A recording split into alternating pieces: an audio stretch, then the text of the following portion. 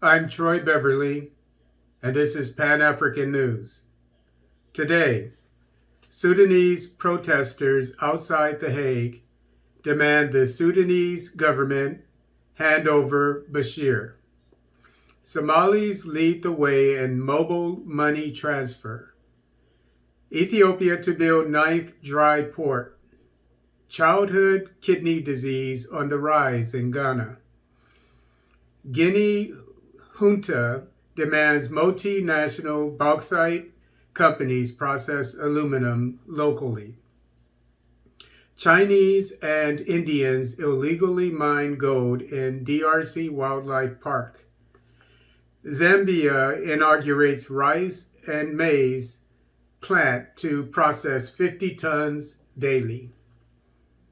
The Hague. Darfur protesters outside ICC trial demand Bashir's handover. This article is taken from The Voice of America. About 30 Sudanese citizens living in Europe demonstrated Friday outside the International Criminal Court in The Hague, demanding that Sudanese officials surrender more individuals accused of committing atrocities in Darfur. The ICC's trial of suspected Janjaweed militia leader Ali Kushab got underway this week, with Kushab pleading not guilty to 31 counts of war crimes and crimes against humanity, including rape, torture, pillaging, and murder.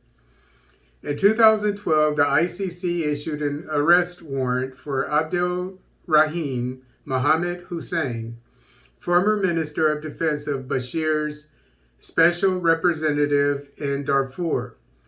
In 2007, the ICC issued an arrest warrant for Ahmed Mohamed Haroun, former Sudan Minister of State for the Interior.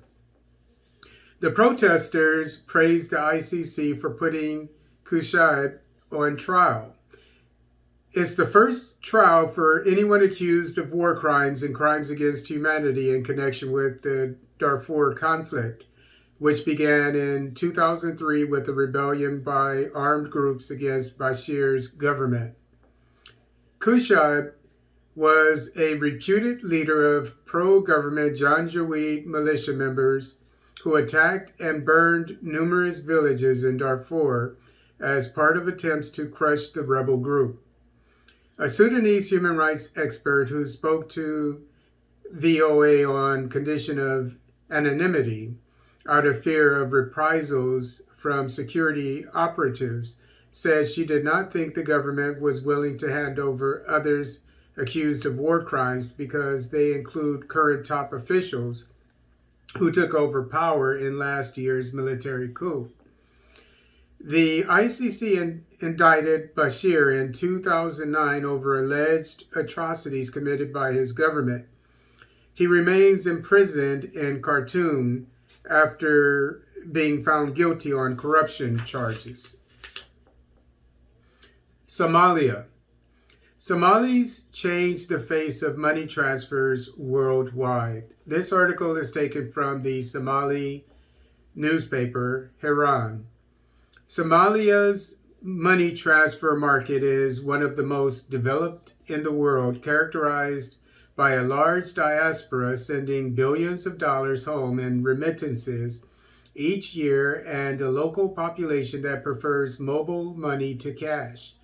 Latest data from the World Bank in 2017 suggests that 73% of the population above the age of 16 use mobile money services, making Somalia one of the most dynamic markets in Africa and worldwide. Despite only being introduced 10 years ago, over 2/3 of all payments in Somalia now rely on mobile money platforms. Although Somalia's leading mobile money provider, Hormuz, only received GSMA mobile money certification in March, a global standard of telecoms excellence. The country has changed the face of money transfers worldwide for decades. The major factors behind the country's innovation in money transfers are a tough operating environment, a weak banking system, a lack of policy implementation, and a deep distrust of government and the local currency. Somalia has a dynamic remittances sector with more than 2 million citizens living outside the East African country. The UN Development Program estimates that $1.6 billion is sent back to Somalia each year, almost a third of the country's GDP, which was $5.42 billion in 2021. Research shows that Somalia possesses some 155 million transactions a month in a population of only around 17 million people. Most people keep their money in a digital wallet as opposed to a physical bank. Ethiopia. Ethiopia to build its 9th dry port in Jimma City. This article is taken from Ethiopian Monitor. Ethiopian Shipping and Logistics Services Enterprise, ESLSE, is set to build a new dry port and terminal in Jimma City. The enterprise announced the plan to construct the dry port and terminal on Friday. The inland port will have a big role in facilitating the import and export trade in western part of Ethiopia, known for several agricultural commodities, including coffee, according to the state-owned shipping giant. The port will be built alongside a major road linking Jimma City with Bonga district of Southwest Ethiopia People's Region. It will rest on 20 hectares of land located between Jimma Industrial Park and the city's airport. Currently, there are 8 dry ports in the country located in Mojo, Kalati, Gelan, Semera, Dire, Dawa, Kombocha, Wareta, and Mekele. These facilities have a combined capacity of hosting over 25,000 containers at a time and handling most of the country's exports. Established in 2009, Mojo Dry Port is Ethiopia's largest operational inland dry port and can accommodate 17,539 20-foot containers at a time. It also handles more than 78% of the nation's imports, according to ESLSE. Ghana. Kidney disease among youth on the rise in Ghana, medical officers. This article is taken from the Guinean newspaper My Joy Online. Medical officials at the Bank Hospital in Accra have revealed the worrying phenomenon of kidney disease among young people. According to them, the number of young people contracting this disease is rising.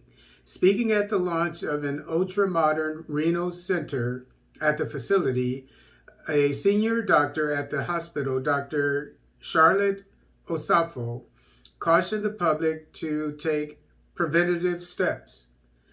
The main thing that makes people get kidney disease in Ghana, the first thing is hypertension. A lot of people have hypertension, but they don't control it. So it is important that if you are diagnosed, you do certain things like reducing your salt intake, reducing your weight, exercising regularly, and eating healthily.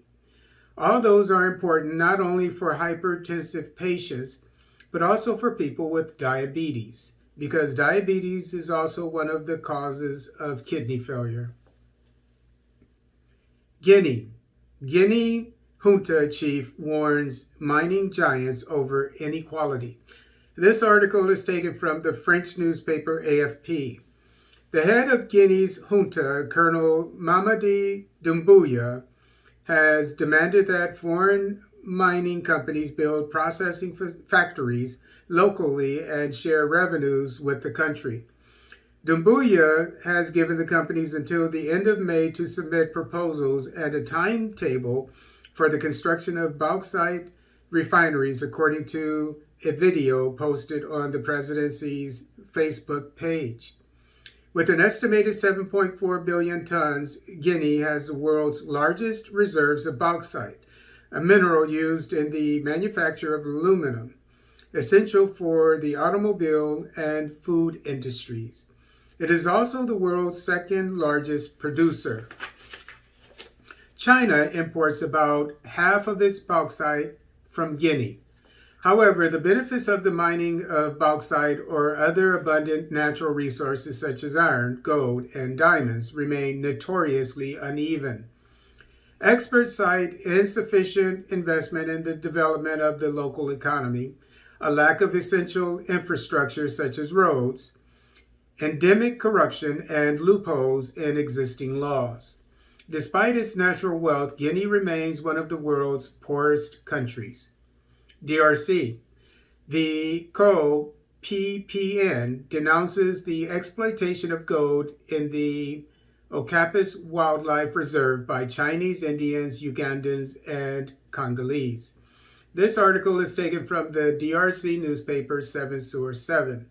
During a mission carried out a few days ago in the territory of Mombasa in Ituri, a delegation from the Corps for the Protection of National Parks and Related Protected Areas, Corps PPN, and the Army, led by General Albert Masi Bamba, noted the invasion of the wildlife reserve at Okapis, RFO, by illegal Congolese and foreign mining operators. According to our source, illegal activities in this protected area included on the UNESCO World Heritage List are favored by Congolese. These include the military, police, customary chiefs, and several authorities. We have seen incredible things done by Chinese, Indians, and Ugandans in complicity with the Congolese in the wildlife reserve at Okapis. They are mining gold there at a rate that would exceed even that of Kilomoto. They use small planes from Uganda, Tanzania, or Kenya to land on small airstrips in the forest. No provincial authority knows their number, said General Albert Masi Bamba, head of the COPPN. The COPPN states that these foreign operators are mostly of Chinese nationality. To remedy this situation, General Bamba announced during this mission the preparation of joint operations between his structure and the Army, FARDC, to evacuate all these operators. Zambia. President Hichilema commissions rice and maize milling plant in Mogu. This article is taken from the Zambia newspaper Lusaka Times. President Hakainde Hichilema has commissioned a multi-million kwacha state-of-the-art rice and maize plant in Mongu District, Western Province. Hichilema said he will ensure that products like rice, which is being produced by country millers, find their way into the chain stores such as ShopRite. In terms of boosting trade, Hichilema stated that he was in talks with his counterpart from Angola, João Lourenço, to open markets in Angola through the Sekongo border and Jembe via the Winilunga district in the northwestern province.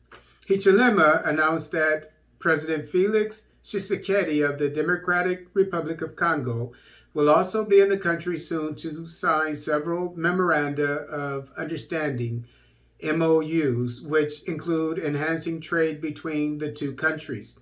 Country Millers owner Mukumbuta said the plant can produce 50 tons daily. Mukumbuta thanked Musika Development Initiatives Zambia Limited for providing technical support towards setting up the maize and rice plant, which will create more jobs and markets for local rice farmers. Musika board chairman Chance Kabange said the organization contributed about 1.9 million kwacha toward the procurement of the machinery for the plant. Kabage targets 1,600 small-scale rice farmers in 8 districts in the province to supply raw rice to the company.